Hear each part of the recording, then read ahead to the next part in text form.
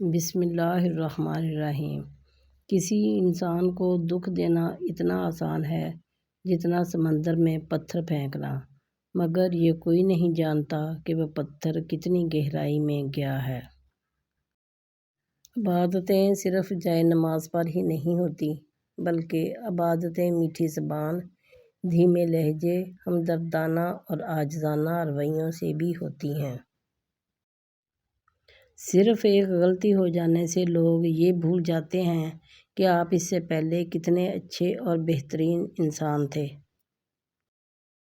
ہمیں پتہ بھی نہیں ہوتا کہ ہمارا رب ہمیں کس کس مقام پر گرنے سے پہلے ہی تھام لیتا ہے۔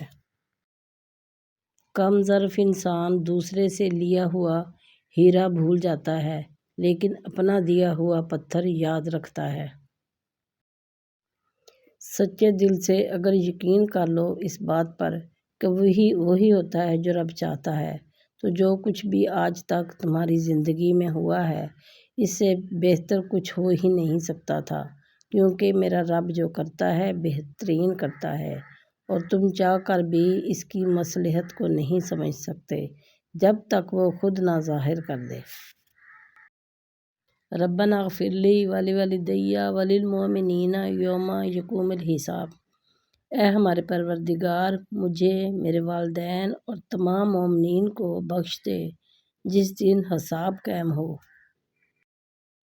ہر اذیت کی ایک معینہ مدت ہوتی ہے، جس کے گزر جانے کے بعد نہ تو درد کی شدت پہلے جیسی رہتی ہے اور نہ اسے سہنے والا انسان پہلے جیسا رہتا ہے۔ لَقَدْ كَانَ لَكُمْ فِي رَسُولِ اللَّهِ أُسْوَةٌ حَسَنَةٌ۔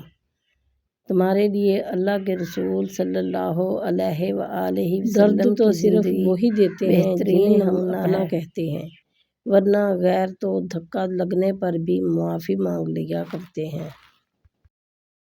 ماں ایک ایسی مقناطیسی قوت ہے جو بکھری ہوئی اولاد کے وجود کو جوڑ کر اس میں تسکین کی روح پھونک دیتی ہے، اور باپ ایک ایسا سہارا ہے جو ناتواں ہو کر بھی اولاد کو گرنے نہیں دیتا۔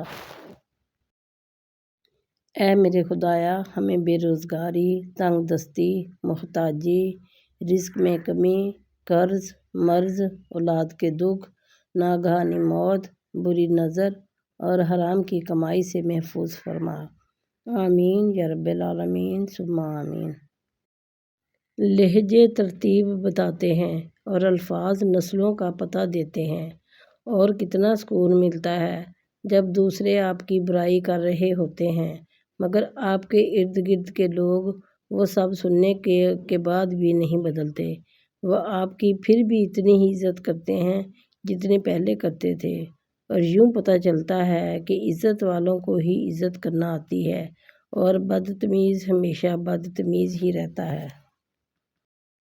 جب آپ مجھ میں کوئی عیب دیکھو تو مجھ سے کہو، کسی اور کو نہیں۔ مجھ سے کہو گے تو نصیحت کہلائے گی اور اجر لکھا جائے گا، اگر کسی اور سے کہو گے تو غیبت کہلائے گی اور گناہ لکھا جائے گا۔ اشفاق احمد لکھتے ہیں، ہمارے بابا جی کا حکم تھا کہ اپنے گھر کے لیے غریب خانے کا لفظ کبھی استعمال نہ کرو۔ یہ بڑی ہیٹی کی بات ہے۔ آپ اپنے گھر کو غریب خانہ کہیں جس گھر میں اللہ کی رحمتیں ہیں، برکتیں ہیں، اولاد ہے، رزق ہے، روشنی ہے، چھت ہے، وہ تو رحمت خانہ ہے، نہ کہ غریب خانہ۔ جب بھی تم چاہو کہ تمہاری دعا عرش تک تو مجھ سے کہو، کسی اور کو مستجاب ہو جائے مجھ سے کہو گے تو نصیحت کہلائے گی اور اجر لکھا جائے گا، اگر کسی اور سے کہو گے تو غیبت کہلائے گی اور گناہ لکھا جائے گا۔ اندھیروں کی دنیا کو روشنی میں بدل دینے والا عمل درود پاک پڑھنا ہے۔ یہی وہ دعا ہے جو ویران دلوں کو آباد کرتی ہے۔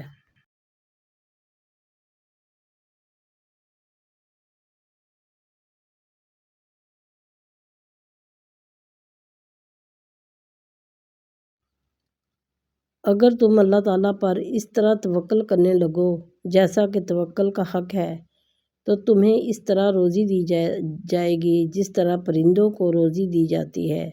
وہ صبح خالی پیٹ نکلتے ہیں اور شام بھرے پیٹ واپس آتے ہیں۔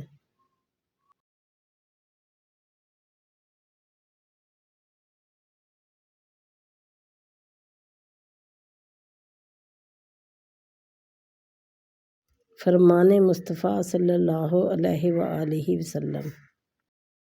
جیب بھاری ہو تو دشمن بھی خطائیں معاف کر دیتے ہیں اور ہاتھ خالی ہوں تو سگے بہن بھائی بھی سلام نہیں کرتے۔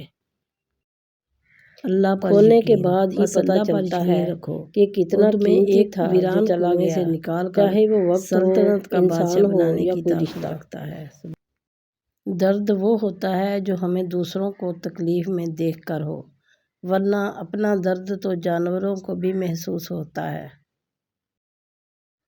اللہ تعالیٰ فرماتے ہیں، ایسے لوگ جو خود بھی کنجوسی کرتے ہیں اور دوسروں کو بھی کنجوسی کی تلقین کرتے ہیں اور اللہ نے ان کو اپنے فضل سے جو کچھ دے رکھا ہے اسے چھپاتے ہیں، تو ہم نے ایسے ناشکروں کے لیے ذلت کر دینے والا عذاب تیار کر رکھا ہے۔ میرے پیارے بہن بھائیوں، اگر آپ کو میری ویڈیو پسند آ رہی ہیں تو میری ساری ویڈیو پلیز واچ کریں اور شیئر کریں اور چینل کو سبسکرائب کریں۔